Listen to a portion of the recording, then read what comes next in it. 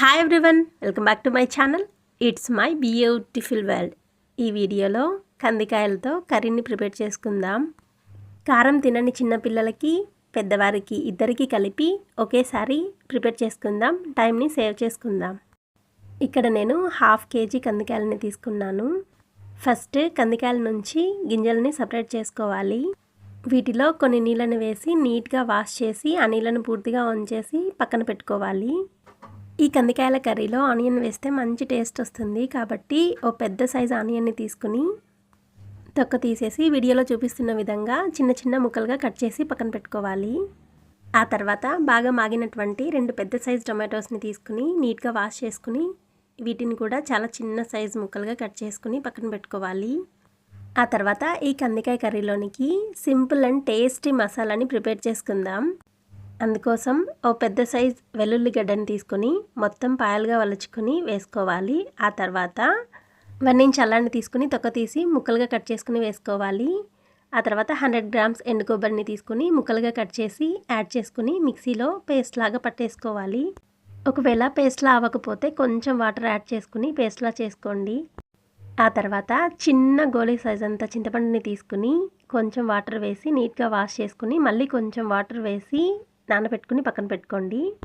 Next stove వెలిగించి ఒక కుక్కర్ని పెట్టుకుని 2-3 టేబుల్ స్పూన్ల ఆయిల్ని వేసుకోవాలి. ఆయిల్ బాగా హీట్ అయిన తర్వాత తిరువాత గింజలు వేసుకోవాలి. తిరువాత గింజలు కొంచెం ఫ్రై అయిన తర్వాత మనం ముందుగా కట్ చేసి పక్కన పెట్టుకున్నటువంటి ఆనియన్స్ వేసి ఫ్రై చేసుకోవాలి. ఈ ఆనియన్స్ మంచి గోల్డెన్ బ్రౌన్ కలర్ వచ్చిన తర్వాత 2 రెమ్మల కరివేపాకును 2 ఎండుమిరపకాయలని వేసి ఫ్రై చేసుకోవాలి. వీటిని కొంచెం సేపు సిమ్లోనే ఫ్రై చేసుకున్న తర్వాత మనం ముందుగా మిక్సీ పట్టి పక్కన పెట్టుకున్నాం కదా ఎండు కొబ్బరి అల్లం వెల్లుల్లి పేస్ట్ని వేసి కొంచెం సేపు ఫ్రై చేసుకోవాలి. 2 స్పూన్లు వేస్తే సరిపోతుంది. మిగతాది ఎయిర్ టైట్ కంటైనర్లో పెట్టి ఫ్రిడ్జ్లో స్టోర్ చేసుకుంటే 1 వీక్ నుంచి 10 days యూస్ చేసుకోవచ్చు. ఈ మసాలా కొంచెం ఫ్రై అయిన తర్వాత 1 టేబుల్ స్పూన్ ఉప్పు 1/2 టేబుల్ స్పూన్ పసుపును వేసి ఒకసారి మొత్తాన్ని కలిపేసుకోవాలి.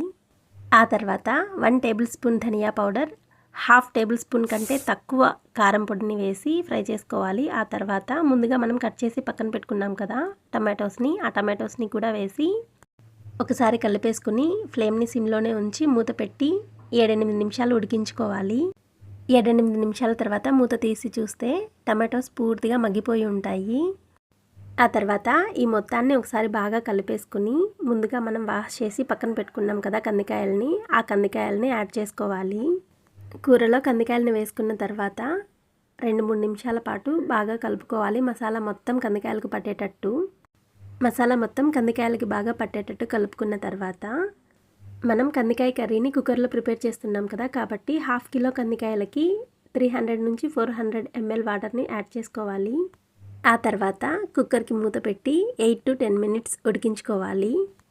మనం ముందుగా చింతపండుని నానబెట్టి పక్కన పెట్టుకున్నాం కదా ఆ చింతపండులో ఉన్న తొక్కలు మొత్తం తీసేసి రసాన్ని ప్రిపేర్ చేసి పక్కన పెట్టుకోవాలి.